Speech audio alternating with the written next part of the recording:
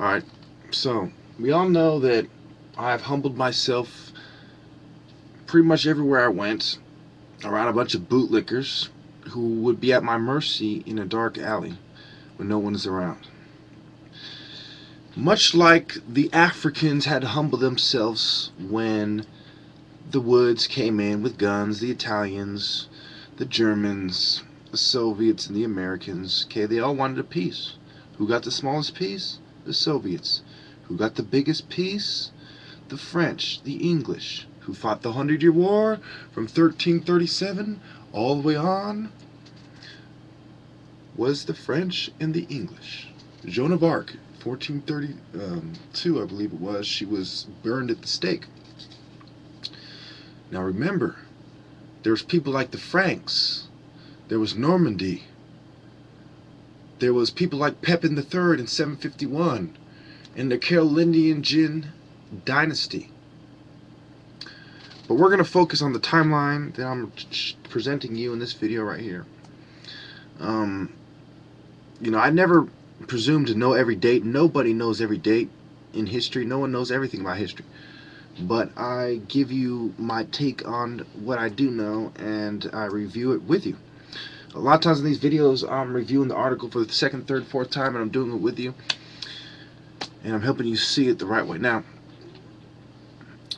this starts at 1941, mutual assistance agreement between British and Soviets. British occupy Syria, 1941. Roosevelt freezes Japanese assets in the United States and suspends relations. Goring instructs Heydrich to prepare for final solution. So remember, 1941 was far after 1921, when Hitler starts rising to power politically, and when Hitler's in the Chancellor in the late 30s, 1930s, he was starting to get power. They had a plan this whole time. They had a plan from prison on, like the Aryan Brotherhood. Remember, just like the Aryan Brotherhood, he's a Nazi who started in prison, whose orders came from the criminal structure of the bankers who control the criminal gangs in jail.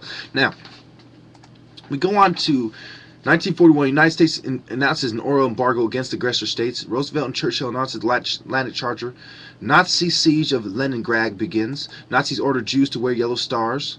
Why did they do that? Symbolism.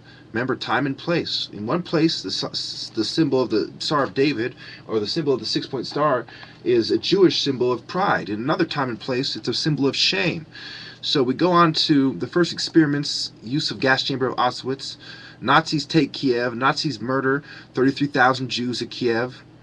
Operation Typhoon. Germans take Odessa, Kharkov, and Sevastopol, as I told you in the last one. British aircraft carrier Air Royal is sunk off Gibraltar by U-boat. Germans take Rostov, and then the Soviets retake it. I covered that in the last video. Soviet army launches a major counteroffensive around Moscow. Japanese Pearl Harbor. Hitler's issue. Remember, in 1945, when the war ends, it wasn't until afterwards that a lot of these guys were committing suicide, and way later till they were getting caught. Like when, I believe it was Himmler, but I could be mistaken, was caught in Argentina.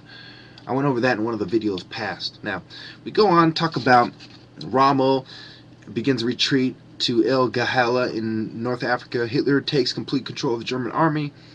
The Declaration of the United States signed by 26 Allied nations in 1942. So, the United Nations was formed during the World War II, like Gaddafi pointed out in his UN mandate and during the speech of the UN. And when he ripped up the UN mandate and gave his own verbal one, and demanding that that the General Assembly has more power over the Security Council. Now we go on to Rommel's counteroffensive from El Gahaya. First American forces arrive in Great Britain. German air raids begin against Cathedral in Britain. German summer offensive begins in Crimea. Rommel begins an offensive against the Gazelian Line. Heydrich, Prague. Heydrich, Germans at Sevastopol. Heydrich's assassination, Tobruk.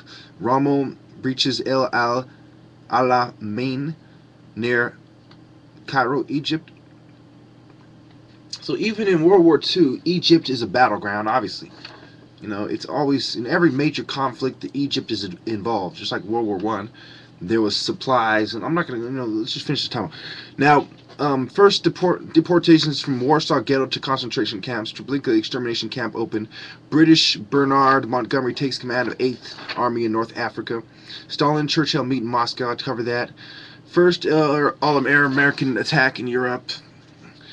Hitler orders the execution of the commandos. Operation Supercharge. When the, Operation Torch. Remember, I taught you about Operation Cobra, Operation Dragoon. Okay, the symbolism and the nuances as well between a dragon and a dragoon. Now, we go on to British Secretary Eden, and remember, do I really have to get into that? The symbolism of that, the Foreign Secretary being Eden during the World War II. We go on to the Battle of the Barents Sea. German and British ships, they exchange fire. A lot of people get hit up. Germans begin withdrawal from Caucasus. We're in 43. The Battle of the Kursk. Battle of the Kursk is a very interesting battle where the Soviets take Kursk. There's also Montgomery 8th Army takes Tripoli. So during this, they're in Libya. A lot of trouble is getting, a lot taking place. From the seas of da da to the da. It's part of that song. Now, we get to Battle of Kasserine, and Soviets retake Kharkov. Nazis arrest White Rose resistance leaders in Munich. Germans begin a withdrawal from Tunisia. Germans recapture Kharkov. Battle of Atlantic. I talked about that in the last videos. And I talked about Hitler's orders liquidation of all Jews in ghettos in Poland. And we go all the way on to Germany occupies Rome, rescues Mussolini. Mussolini reestablishes fascist government in 43 because the mafia is fighting with him. Everyone's giving him a hard time. Large British air raid on Berlin. Churchill, Roosevelt, Stalin meet at Tehran. Soviets launch offensive on the Ukrainian front. Soviet troops advance into Poland far after Hitler has already, which really got the war kicked off. He was already, taking over stuff before that. The Germans withdraw to the Adolf Hitler line. Germans retreat from Anzio. Allies enter Rome. D-Day landings. Soviets offensive against Finnish begins. Nazis liquidate the town of Aérodor-sur-Glane in France. First German V-1 rocket attack on Britain. Operation Bagration begins, which is a Soviet summer offensive. We get on to the Battle of Hedgerow. U.S. troops. Remember, this is from History.com. The same one I used, I think it was WorldHistory.com. The same one I used in the last video. I say this source in the last video. Now we go to Polish army on Frank. Remember, in the Gestapo and the whole Diary of Anne Frank and all that shit. Operation Dragoon, 1944. Soviet offensive. Slovak begins. Soviet troops take Burkast. Get Verdun, Artois, Rouen, Abbeville, Antwerp, and Brussels liberated by Allies. Okay, these are the French area. And U.S. troops reach the Siegfried Line in Western Germany. Operation Market Garden begins. Soviets capture Riga. So remember, the Operations Garden, Operation Cobra. So they're really symbolic in this. Just like when they land on the moon, and they said, and it was called Apollo, and you had the Apollo missions, and they say the Eagle has landed, and we go on to, the Waffen-SS, Murder 81, U.S. POWs in Malmedy, the Malmedy Massacre. We talk about the Battle of the Bulge. Okay, we talk about when the German troops captured Warsaw in 1945. Roosevelt, Churchill, Stalin meet in Yalta yet again. Yap, yap, yap, yap. Dresden is destroyed. Allies take Cologne. Establish a bridge across the Rhine. Where do you think Cologne comes from? Yeah, a lot of it does come from. Yeah. But who really came up with it before that? Really, it was the Egyptians. But who takes credit? The whites, the French. Who always takes credit? Like they take the Egyptian artifacts.